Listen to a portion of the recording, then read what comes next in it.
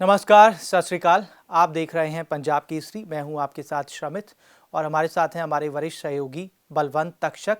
और आज हम जिस अहम मुद्दे पर बातचीत करने के लिए आए हैं, ये मुद्दा है किसानों से जुड़ा हुआ। किसानों का मुद्दा इस वक्त इतना बड़ा हो गया है, किसान सड़कों पर है, प्रदर्शन हो रहे हैं, टकराव की स्थिति है, सियासत हो रही है। और किसान के इस प्रदर्शन की वजह से दिल्ली में जो हाहाकार मचा है, जो दिल्ली वासी भी परेशान हो रहे हैं, सरकारें परेशान हो रही हैं, किसान अपने परिवारों के साथ परेशान हो रहे हैं। ये आखिर स्थिति क्यों बनी? क्या बातचीत में, संवाद में कोई कमी रह गई? क्या जो खेती बिल लाए गए कोरोना टाइम्स में, उन खेती बिलों को लेकर जो आशंकाएं हैं, या फिर किसानों की तरफ से जो बातें रखी गई, या फिर किसान संगठनों की तरफ से जो बातें रखी गई, क्या उनको सही तरीके से एड्रेस नहीं किया गया? क्यों ये स्थिति बनी? इसी पर हम चर्चा करेंगे। बलवंत जी, ये स्थिति आखिर क्यों बन गई?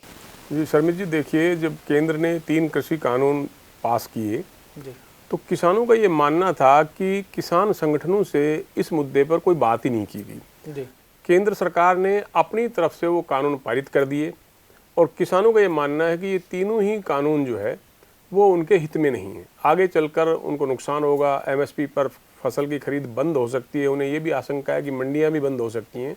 हालांकि सरकार ने साफ करने की कोशिश तो की है, लेकिन उनकी आशंकाएं अभी दूर नहीं हुई। शर्मित जी, देखिए, जब ये कानून पारित किए गए थे तो कुरुक्षेत्र में भारतीय किसान यूनियन की तरफ से एक रैली की गई। उस रैली को रोकने के लिए जाम लगा दिए गए, किसानों पर लाठीचार्ज हुआ। इसके कुछ दिन बाद किसानों ने फिर 4 घंटे का राष्ट्रीय राजमार्ग जाम किया और उन्होंने चेतावनी दी कि अभी भी अगर सरकार इन कानूनों को वापस नहीं लेती है तो वे 26-27 नवंबर को दिल्ली कूच करेंगे और कितनी भी बाधाएं पैदा की जाएं, वो अपना आंदोलन तब तक वापस नहीं लेंगे जब तक कि केंद्र सरकार उन कानूनों को वापस नहीं ले लेती। मैं ये मानता हूं कि कृषि कानून जो है वापस तो नहीं लिए जाएंगे, लेकिन केंद्र सरकार इन किसान संगठनों के साथ बातचीत के लिए मजबूर होती जरूर दिख रही है। जी ये तो क्लियर कर ही दिया गया सरकार की तरफ से। खेतीबाड़ी मंत्री ने बोला भी है कि आगे की बात, डिस्कशन की बात होगी। बीजेपी की तरफ से बार बार ये आह्वान किया जा रहा है कि 3 दिसंबर को आइए, टेबल पर बैठकर बातचीत करते हैं।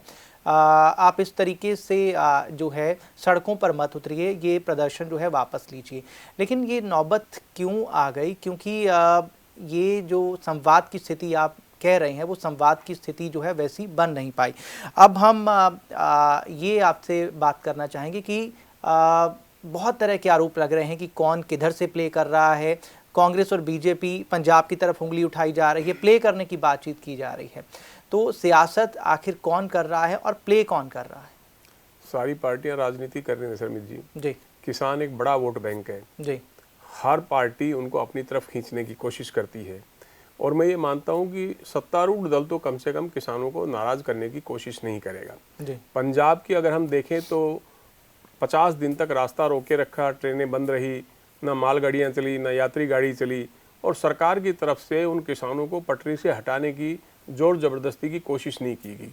उसकी सिर्फ एकमात्र वजह ये थी कि अगले साल पंजाब में विधानसभा के चुनाव होने हैं और कैप्टन अमरिंदर सिंह को ये लगता है कि किसान हितैषी अगर उनकी छवि बनती है, जो कि विधानसभा में उन्होंने इन बिलों के खिलाफ एक प्रस्ताव पारित करके दिखाई भी है किसानों को, और वो किसानों को एक तरह से कांग्रेस का पूरा समर्थन है, तो उसकी वजह यही है कि आने वाले चुनाव में किसान संगठन जो है या किसान वर्ग जो है वो कांग्रेस को वोट दे। दिक्कत हरियाणा में है। मुख्यमंत्री मनोहर लाल खट्टर ने कहा है और बार बार दोहराया भी है कि अगर एमएसपी बंद हुई तो वे राजनीति से संन्यास ले लेंगे। लेकिन किसान आंदोलन का जो ज़्यादा असर है वो दिल्ली बॉर्डर, जो दिल्ली हरियाणा 3 तरफ से घेरता है, और उन तीनों तरफ बॉर्डर पर किसानों को दिल्ली जाने से रोकने की कोशिशें हो रही हैं। मतलब मैं ये मानता हूँ कि भाजपा भी अभी इतनी चिंतित इसलिए नहीं है कि विधानसभा के आम चुनाव में 4 साल का समय है। उनको लगता है कि ये फेज जो है 10 दिन में, 15 दिन में निपट जाएगा और तब तक परिस्थितियाँ कुछ अगले चुनाव तक और होंगी। इस बीच भाजपा की कोशिश ये है कि 3 दिसंबर को दिल्ली में किसान संगठनों को बुलाएं, कृषि कानूनों पर बात करें। पर मेरे को ऐसा लगता है शर्मित कि पहले भी पंजाब के किसान संगठनों ने 2 बार दिल्ली में जाके बातचीत की है और उसके कोई नतीजे निकले। अगर किसान इस बात पर बजिद रहेंगे कि ये कानून वापस ले लिए जाएं, तो मुझे लगता है 3 दिसंबर की बातचीत के भी कोई सार्थक परिणाम निकलने की उम्मीद नहीं है। जी, लेकिन ये जो इतनी जद्दोजहद हुई पंजाब से दिल्ली में एंट्री करने को लेकर, चाहे पंजाब के किसान हो या हरियाणा के किसान हो, ये जो इतना मतलब नारेबाजी हुई, क्या लगता है आपको कि सरकार इसे अपने लिए वाजिब समझ रही होगी? मतलब ये इतनी जो नारेबाजी हुई, दिल्ली बॉर्डर पे भी जो टकराव वाली स्थिति, क्या समझ रही होगी इसको, इस सब को देखकर सरकार? अब उनको एंट्री तो मिल गई है दिल्ली में, लेकिन क्या इसके गुणा भाग क्या है? मैं तो यही कह रहा हूँ कि उनको रोकने की क्या जरूरत थी, अगर किसान चले भी जाते। जी, इससे पहले आपको ध्यान हो तो पिछली बार आंध्रा से किसान आए थे जी, अर्ध बदन भी रहे, वो अर्ध नंगे रहे, घास खा के घुटनों के बल चल के 1 महीने तक उन्होंने अपना आंदोलन जारी रखा, लेकिन उनके आंदोलन पर कोई ध्यान नहीं दिया गया और निराश हो गए वो वापस लौट गए। अगर हरियाणा पंजाब के किसान भी दिल्ली चले जाते, इतनी जगह जगह बैरिकेड लगा के उनको रोकने की कोशिश ना की जाती, दिल्ली में अपनी बात कहते, हो सकता है उनके पास एक सरकार का प्रतिनिधि आ जाता और बातचीत होके इस मामले में कोई ना कोई आश्वासन दिया जाता उनको। लेकिन मैं ये कह रहा हूँ कि हरियाणा और पंजाब देश के 2 ऐसे राज्य हैं जो केंद्रीय पूल में सबसे ज़्यादा अनाज देते हैं। देश का पेट भरने वाले ये दोनों ही राज्य हैं। लेकिन इनको ये लगता है कि इन कानूनों से ना तो उनको आगे चल के एमएसपी के फसल की खरीद होगी, ना मंडियाँ बचेंगी, और धीरे धीरे आप देखते हो पीढ़ी दर पीढ़ी जमीन बढ़ती जा रही है, लोगों के पास जोत की जमीन जो है कम हो गई है। इस बीच में जब देखो खाद का दाम बढ़ जाता है, बिजली का दाम बढ़ जाता है, पानी का दाम बढ़ जाता है, और किसान की जो एमएसपी है वो उस हिसाब से नहीं बढ़ पाती। तो अब उनको लगता है कि अब ये आंदोलन के अलावा उनके पास और कोई चारा नहीं रहा है।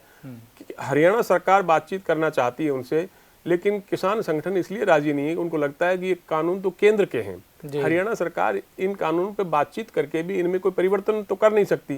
तो इसलिए वो दिल्ली पर दबाव डालने के लिए वहां पहुंचने की जद्दोजहद में जुटे हुए। एमएसपी को लेकर ये जो बहुत सारे सवाल उठे हैं, बिल्स भी आए, फिर कानून बन गए, तो एमएसपी को लेकर किसान बार बार कह रहे हैं कि इसको बिल में शामिल कीजिए, ये कितना मुनासिब आपको लगता है? देखिए, ये तो शर्मित होगा नहीं जी, क्योंकि अभी तक की भी ऐसी कोई व्यवस्था नहीं है, लेकिन और कांग्रेस भी इस बात को अच्छे से जानती है जी, इसीलिए कांग्रेस बार बार ये कह रही है कि जब 3 आप कानून लेके आए हो जी, तो एक चौथा कानून और लेके आओ, जी, चाहे अभी ऑर्डिनेंस ही जारी करो आप उसके लिए।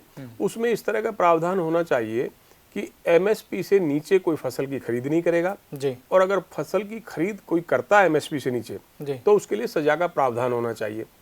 अब जो व्यवस्था है वो, अगर मान लीजिए आप ठेके पे खेती देते हैं और कोई दिक्कत आती है आपको, तो एक एसडीएम के पास आप जाके अपनी शिकायत दर्ज करा सकते हैं। नए कानूनों के हिसाब एक नए कानून के हिसाब से 1 महीने में वो फैसला देगा। जी, हम ये समझ सकते हैं कि जो बड़े बड़े कारपोरेट घराने हैं, अगर वो इसमें इन्वॉल्व होते हैं, जी, तो एक किसान एसडीएम के पास शिकायत करके ये नहीं मान के बैठ सकता कि मैं जीत जाऊंगा। जी, उसको लगता है कि मेरी आवाज ही नहीं सुनी जाएगी, जी, और वो चाहते हैं कि अगर एमएसपी को कानून में शामिल कर लें या इससे नीचे की खरीद पर सजा का प्रावधान कर दें तो वो शायद संतुष्ट हो सकते हैं। जी, लेकिन आपने हरियाणा की बात तो कही कि हरियाणा में विधानसभा चुनाव नहीं है, लेकिन बीजेपी पंजाब में तो पैर पसारना चाहती है और अब अलायंस से भी वो अलग हो गई है। तो ये पंजाब के लिहाज से थोड़ी स्थिति बताइए कि ये जो स्थिति सड़कों पर ये जो स्थिति बनी, फिर दिल्ली से टकराव की जो स्थिति बनी, इसमें पंजाब को लेकर क्या पोजीशन रही? मैं तो यही मानूंगा कि देखो, किसानों की नाराजगी भाजपा पर भारी तो पंजाब में पड़ सकती है। जी, एक तो अकाली दल और बीजेपी जब इकट्ठे थे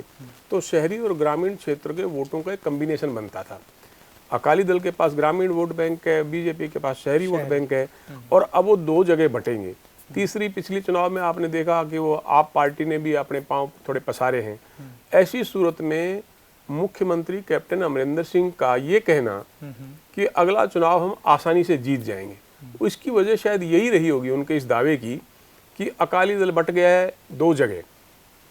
ढींडसा साहब उनसे अलग होके एक अलग पार्टी बना रहे हैं, हो सकता है आगे चल के वो बीजेपी के साथ परोक्ष नहीं तो अप्रत्यक्ष रूप से कोई समझौता करें। बीजेपी अलग लड़ेगी, आप अलग लड़ेगी, तो कांग्रेस का जो वोट बैंक है वो टुकड़ों टुकड़ों में बटी हुई पार्टियों की तुलना में मुझे ठीक लगता है। और कैप्टन साहब जो अब किसानों के प्रति जो है उनकी हमदर्दी है, या जो कानून विधानसभा में पास किया है उन्होंने, जो बिल पास किया है, हालांकि वो उस पर गवर्नर साहब के दस्तखत तो नहीं होंगे और वो लागू भी नहीं होगा, लेकिन उन्होंने दिखाने की जरूर कोशिश की है कि हम किसानों के साथ खड़े हैं। तो मुझे लगता है कि ऐसी सूरत में दूसरों की तुलना में उनका थोड़ा सा अपर हैंड रहेगा। जी, अच्छा, ये तो आपने पंजाब और हरियाणा के लिहाज से बता दिया, लेकिन पूरा देश जो देख रहा है सड़कों पर, लोगों के सामने तो चीज़ें आ ही रही हैं कि इस तरीके से किसान सड़कों पर है। सत्ताधारी दल जो लगातार काम में रहता है, जो बहुत आगे की प्लानिंग करके चलता है, हर वक्त काम वो करते हैं, ऐसा उनका दावा उनकी तरफ से दावा किया जाता है, तो ये संदेश दिल्ली के लिए कैसा जा रहा है? देखिए, मैं तो शर्मित ये कहूँगा कि कोई भी सरकार हो जी, चाहे किसी पार्टी की सरकार हो जी, वो किसानों की नाराजगी मोल नहीं लेना चाहिए।